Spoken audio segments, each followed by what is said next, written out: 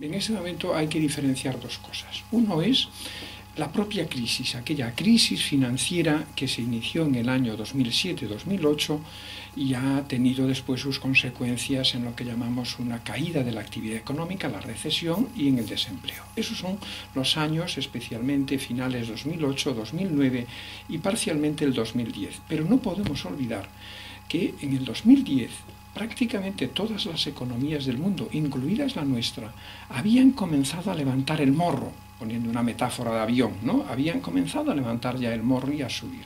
Y de pronto, a partir de mediados del 2010, nuestros gobiernos, especialmente los gobiernos europeos, incluidos los nuestros más próximos, se han empeñado terca y tenazmente en estropearlo todo, es decir, en hacer que ese avión que ya había puesto el morro hacia arriba volviese de nuevo a ponerle. Entonces, las malas noticias de las que me habla son el resultado, básicamente en este momento, de la inepta e irresponsable gestión de la crisis económica que están haciendo los gobiernos europeos. Es decir, ya no podemos hablar que estas son consecuencias inevitables, es decir, la recesión en la que ya hemos entrado no es una consecuencia inevitable de la crisis de 2008, es la consecuencia evitable de la negligencia profesional, por decirlo así, de la gestión de la crisis. Imagínese que usted ha llamado a un paleta, ¿no?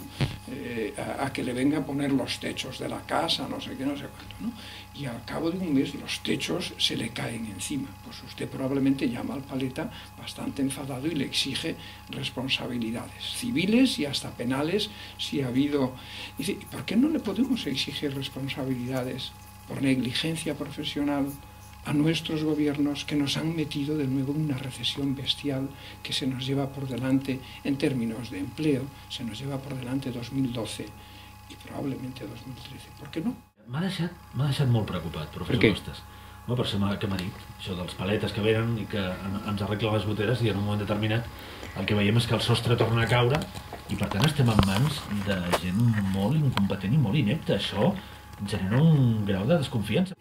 Yo creo que nuestros gobiernos no están dirigiendo, no están tomando decisiones en función de las consecuencias esperadas de esas decisiones, en los datos que tenemos, sino que están gestionando, tomando decisiones en función de una percepción y de una ideología que ellos tienen del mundo, que nos lleva, no digo al desastre total, ¿no? Pero que nos lleva a un dolor innecesario, es decir, a unas consecuencias en términos, no hay nada, no hay ninguna razón objetiva por la cual Europa haya tenido que entrar de nuevo en recesión, no hay ninguna razón objetiva por la cual nosotros tengamos que tener el desempleo como el que tenemos. No la hay. Lo que hay, estas son las consecuencias de tomar decisiones orientadas más por ideología en el sentido de que la concepción que tengo yo de cómo deberían ser las cosas. Dice, caray, espere un momento, vamos a ver las consecuencias que se derivan de esa concepción que tiene usted, porque pueden ser un desastre. Por lo tanto, mi segunda recomendación, hay que armar a la sociedad con instituciones y capacidades de control social en un sentido amplio de la palabra, la subo, la propia prensa. Los medios de comunicación eran muy eficaces en esta labor en los años 60 y 70, pero los medios de comunicación, como una gran institución de control social, han perdido esa capacidad. El cómo regeneramos todo este conjunto de capacidad e instrumentos es uno de los grandes retos, a mi juicio, que tenemos en este momento. Pensaba que para entender lo que nos está pasando no puedes solo escuchar a los economistas, tienes que escuchar otras voces, la de los filósofos, los politólogos, y de hecho un libro anterior a este, del año 2010, se llama La crisis de 2008, de la economía a la política y más allá, reflejando esa idea. ¿Y qué tiene detrás esa idea? De que aquí no estamos solo ante un fallo económico, aquí estamos ante un fallo de lo que decía antes, de una economía que ha perdido su referente moral.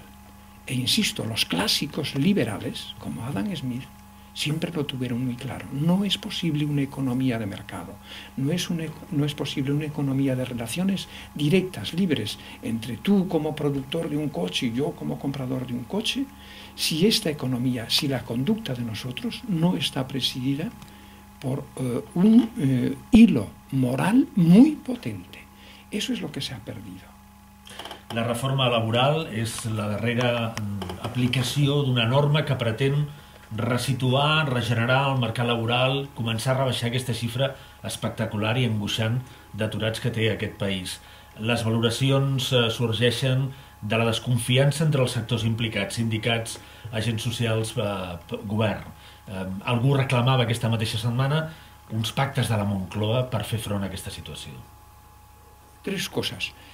Probablemente lo que más se acerca al pacto de la Moncloa, lo que más se acerca fue el acuerdo llamado de pacto salarial que firmaron hace unas 3 o 4 semanas, que por cierto los medios de comunicación lo habéis pasado muy por alto, un acuerdo llamado pacto salarial hace unas 4 semanas entre COE, CEPIME, Comisiones y UGT, espectacular. Cuando lo leí no me lo creía. La flexibilitat que va generar aquest pacte. Yo le doy, especialmente la flexibilidad en el sentido de que fue un acuerdo muy importante para moderar el crecimiento de los salarios durante los próximos años, porque lo que no necesitamos es una caída bestial de los salarios en este momento. Es que eso es una barbaridad, porque es lo que decía antes, es decir, estoy deprimido y usted me da por encima un fármaco que me deprime aún más. Es que esto es mala medicina, esto es mala economía. Yo lo que necesito es un acuerdo salarial de medio plazo que me asegure que los salarios van a crecer un poquito por debajo de la productividad. Y esto es la salida de todos nuestros problemas. Y eso es especialmente, a mi juicio, lo que habían hecho con el acuerdo salarial de hace 4 semanas.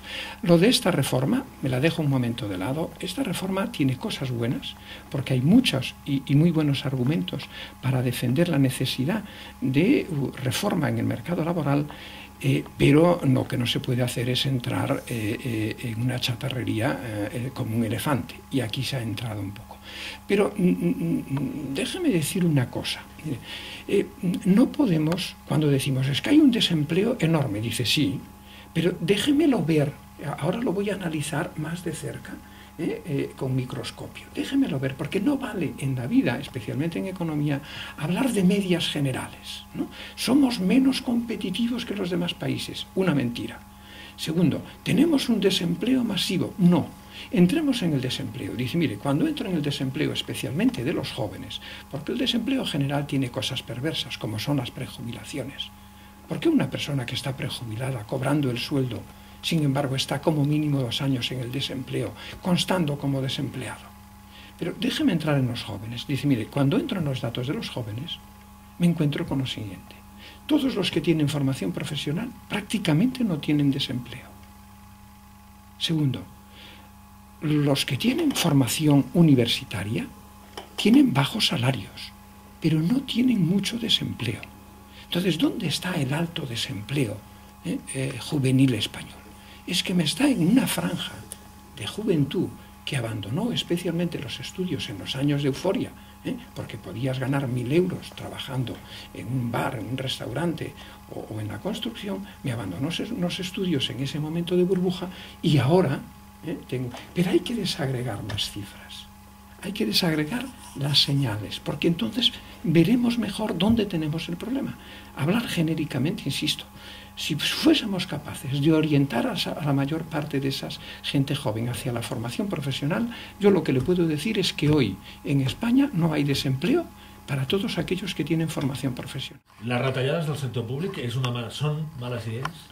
Hechas de forma compulsiva, como el cirujano que entra en la sala de operaciones y sin haber visto para nada el historial del paciente se pone a cortar, dice, bueno, pues el riesgo es que en vez de cortar una pequeña vena o un vaso sanguíneo me acabes cortando una arteria. Las retalladas hechas de forma compulsiva, no pensadas y no explicadas son malas retalladas.